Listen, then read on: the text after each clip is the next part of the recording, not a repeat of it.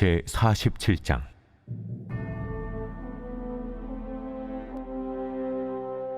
바로가 가사를 치기 전에 블레셋 사람에 대하여 선지자 예레미야에게 임한 여호와의 말씀이라. 여호와께서 이와 같이 말씀하시되, 보라, 물이 북쪽에서 일어나 물결치는 시내를 이루어 그 땅과 그 중에 있는 모든 것과 그 성읍과 거기에 사는 자들을 휩쓸리니 사람들이 부르짖으며 그 땅 모든 주민이 울부짖으리라.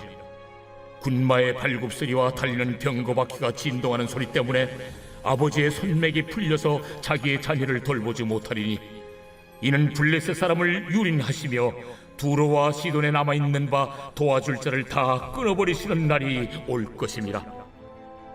여호와께서 갑돌섬에 남아있는 블레셋 사람을 유린하시리라. 가사는 대머리가 되었고 아스글론과 그들에게 남아있는 평지가 잠잠하게 되었나니 내가 내 몸 베기를 어느 때까지 하겠느냐. 오호라, 여호와의 칼이여, 내가 언제까지 쉬지 않겠느냐. 내 칼집에 들어가서 가만히 쉴지어다. 여호와께서 이를 명령하셨은즉 어떻게 잠잠하며 쉬겠느냐.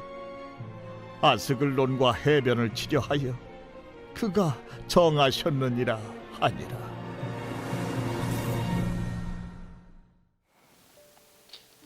새벽 영성 기도 시간입니다. 오늘은 예레미야 47장 말씀 함께 살펴보겠습니다. 어제 살펴본 예레미야 46장에서부터 시작해서 51장까지는 열국에 대한 심판의 내용입니다. 어제 살펴본 내용은 애굽에 대한 심판 내용이었다면 오늘은 블레셋에 대한 심판 내용입니다. 여러분, 이스라엘이 블레셋으로 인해 많은 어려움을 경험했는데요. 혹시 생각나는 성경의 내용이 있으십니까? 저는 다윗과 골리앗이 가장 먼저 생각났습니다. 골리앗이 블레셋의 장수였기 때문입니다. 또 무엇이 있을까요? 엘리 시대 때 하나님의 궤를 들고 전쟁에 나갔을 때도 생각나실 겁니다. 또 삼손의 이야기에서 드릴라가 어디 사람이었습니까? 블레셋 사람이었습니다. 또 사울이 사무엘 없이 하나님께 번제를 드릴 때도 블레셋의 위협이 있을 때였습니다. 이렇게 블레셋은 이스라엘과 굉장히 얽혀있는 민족이었습니다. 이스라엘은 블레셋으로 인해 신앙의 어려움도 겪었고요, 전쟁의 어려움도 겪었습니다. 이스라엘은 블레셋 민족 문제를 해결할 수 있는 기회가 있었습니다. 그런데 그 기회를 놓치게 되고 계속해서 어려움을 겪게 됩니다. 그 기회가 언제였느냐? 여호수아를 중심으로 해서 가나안 정복을 할 때였습니다. 하나님께서는 여호수아에게, 이스라엘에게 말씀하셨습니다. 블레셋 민족을 정복하라라고요. 그런데 이스라엘은 그 명령을 준행하지 못합니다. 결국 역사 속에서 블레셋으로부터 많은 피해를 받게 됩니다. 정복전쟁 때 심판하지 못했던 이 블레셋을 하나님께서는 예레미야 47장에서 바벨론을 통해서 심판하시겠다라고 말씀해주고 계시는 겁니다. 1절을 보면 바로가 가사를 치기 전에 블레셋 사람에 대하여 선지자 예레미야에게 임한 여호와의 말씀이라 라고 되어 있습니다. 바로는 누구입니까? 이집트의 왕입니다. 당시 주변 정세를 살펴보면 바벨론과 애굽이 강대국이었습니다. 그렇게 바벨론이 이스라엘을 침략하고 예루살렘을 포위했을 때에 계속해서 나온 이야기가 무엇이었습니까? 애굽의 힘을 받아야 한다는 것이었습니다. 오늘 본문 1절을 보시면 바로가 가사를 치기 전에 라고 되어 있습니다. 바로가 블레셋을 칠 계획을 세웠다라는 것입니다. 그리고 실제로 바로가 블레셋의 도시 가사를 침략했는데요. 이 가사라는 도시는 애굽과 굉장히 가까운 도시였고 또 교통의 요충지였기에 애굽에게 있어서는 반드시 확보해야 하는 도시였습니다. 당시 사람들은 블레셋이 망하게 되면 또 침략을 받게 되면 반드시 애굽에 의해서 그렇게 될 것이라고 생각했습니다. 그런데 애굽이 가사를 치기 전에 하나님은 예레미야에게 다른 말씀을 주시는 겁니다. 그 내용은 2절입니다. 물이 북쪽에서 일어나 물결치는 시내를 이루어 그 땅과 그 중에 있는 모든 것과 그 성읍과 거기에 사는 자들을 휩쓸리니 사람들이 부르짖으며 그 땅 주민들이 울부짖으리라. 블레셋의 지형으로 봤을 때 남서쪽에 애굽이 있었습니다. 그런데 당시 가장 위협이 될 거라고 생각했고 실제로 침입을 했던 애굽이 블레셋을 심판하는 것이 아니라 북쪽을 통해 내려오는 바벨론 군대가 블레셋을 심판한다라는 것이 하나님의 말씀이었습니다. 사람들은 블레셋이 멸망하면 애굽에 의해 멸망하지 바벨론은 아닐걸 이렇게 말했을 시기라는 겁니다. 하지만 하나님께서는 바벨론을 통한 심판을 말씀하셨고 그 말씀을 성취하십니다. 이를 통해 우리가 알 수 있는 것이 무엇입니까?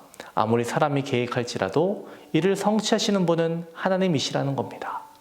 하나님께서 이루시지 않으시면 그 계획은 물거품이 된다는 것입니다. 여러분, 역사를 영어로 어떻게 말합니까? 히스토리라고 말합니다. 이는 히스 그리고 스토리의 합성어입니다. 그의 이야기라는 겁니다. 하나님께서 만들어 가시는 겁니다. 그렇기에 우리는 하나님의 뜻을 구해야 하겠습니다.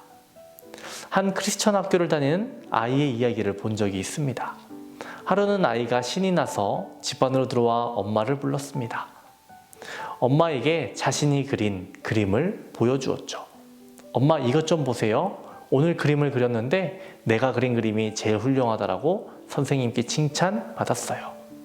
아이는 자랑하며 그림을 엄마에게 보여주었습니다. 스케치북에 그려져 있는 그림은 크고 긴 손뿐이었습니다.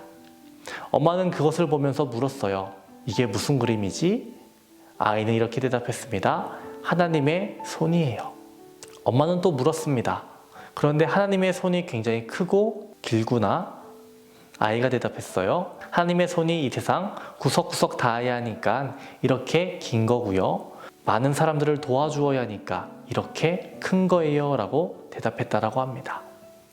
여러분, 우리에게 그림을 그리라고 하면 우리는 어떤 그림을 그릴까요? 만약 하나님을 대상으로 그림을 그려보라고 했을 때 우리는 이러한 그림을 그릴 수 있을까요? 우리는 우리의 삶을 살아가면서 하나님께서 나에게 원하시는 바가 무엇일까? 내가 어떻게 살아가야 할까? 이것을 고민해야 하지 않겠습니까? 하나님의 뜻이 이루어지기를 기도하고 하나님께서 우리를 인도하시기를 기도하는 우리 모두가 되어야 하겠습니다. 오늘 하루도 주님께서 원하시는 바가 무엇인지를 간구하는 우리 모두가 되기를 주님의 이름으로 축원합니다.